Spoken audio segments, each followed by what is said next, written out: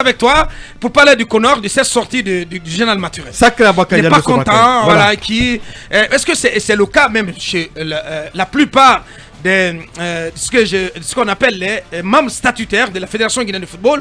Aujourd'hui, ils se posent des questions sur ce que fait le Conor et les intentions de ce Conor dont le mandat expire la semaine prochaine. Oui, c'est juste là, Abakar. Officiellement.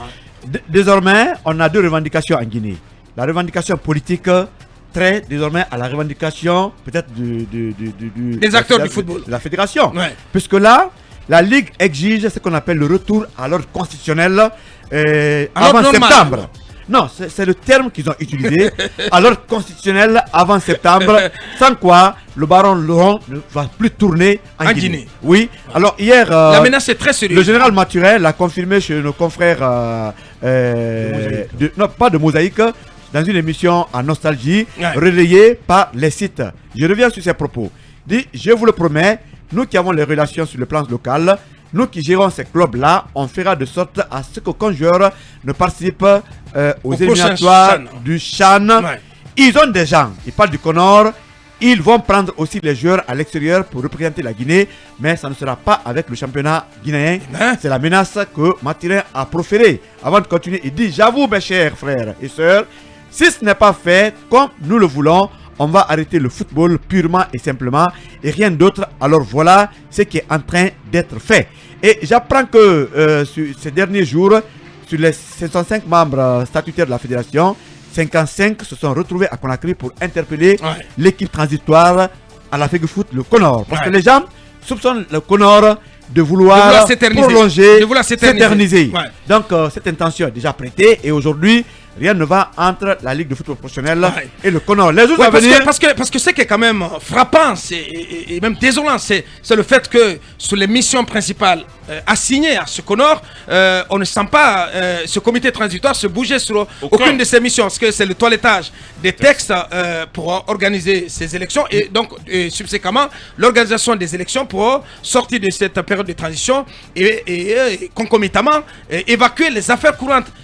On a l'impression que le Conor est plus sur les affaires courantes et ne hâte pas les pas pour s'atteler au travail qui est le plus attendu de ce comité. Oui, c'est le retour à l'ordre normal quand même. Pour le moment, rien n'est fait sur le toilettage des textes, encore que depuis 6 mois que ce comité est là, je crois qu'ils n'ont pas encore appelé les acteurs concernés à la moindre rencontre. Il y a plus de 2 mois, moi j'ai appris qu'il y a eu ce qu'on appelle la Bakar, la mise en place des commissions qui devraient travailler sur les textes. Il y a même un avocat, Maître Amar Bangoura, qui fait partie d'une des commissions. Mais très malheureusement, il n'y a pas de visibilité par rapport au travail du terrain. Notre chère Sega et la présidente Madame Si devraient quand même faire de sorte qu'il n'y ait pas de cri au cours du Conor, puisque mais le Conor est venu normaliser une situation. Comment on peut rester 6 mois sans rencontrer les acteurs concernés? C'est la question qu'il faut se poser aujourd'hui.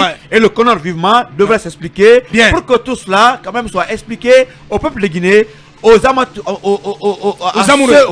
football, parce que de ce côté, ça ne va pas à Bakar. Le Conor doit communiquer. Merci. Voilà, on reviendra d'ailleurs sur le bilan du Conor la semaine prochaine, parce que le 30, c'est leur mandat doit normalement échoir, en attendant de savoir si la CAF va le prolonger. Le chapitre judiciaire à présent, Mohamed, justice libérée, Ousmane Nielo présente des excuses sincères au peuple de Guinée. Oui, je parle aujourd'hui librement d'Ousmane Nielo, parce que dans un passé récent, tout journaliste réfléchissait 10 000 fois avant de parler de ce monsieur. Parce que lorsque vous prononcez même son prénom, les heures qui suivent, c'est un directeur où il est suivi par 10 000 personnes. Vous êtes lynché comme un malpropre. Donc aujourd'hui, on nous apprend qu'il a été libéré après 10 mois de détention à la maison centrale. Il vous souviendra, le quiproquo qui est subvenu suite à son arrestation de l'aéroport au commissariat de Bessia jusqu'à la maison centrale.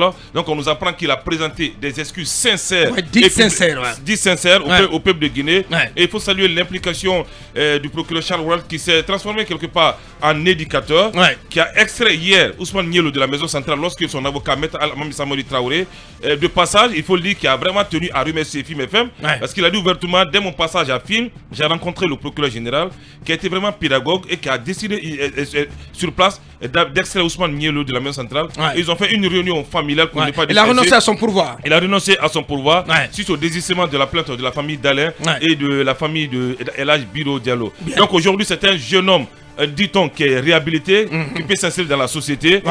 Et on attend de lui un nouvel homme. Voilà, un nouvel homme. On attend de lui qu'il soit un nouvel homme. Franchement, parce qu'il faut sortir vraiment de cette façon de faire. Vous avez vu, Corboy est calme.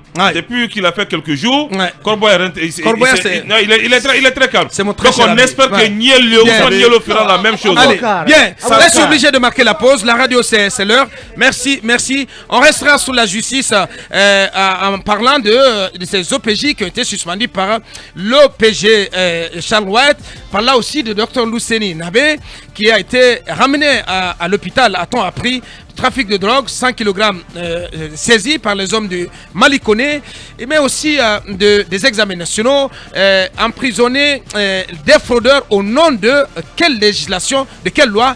On posera la question à Talibé Bari avant donc d'entrer dans le vif du sujet. Donc tout ceci détaillé dans la seconde partie. Pour l'heure, nous marquons la pause. On revient dans quelques minutes.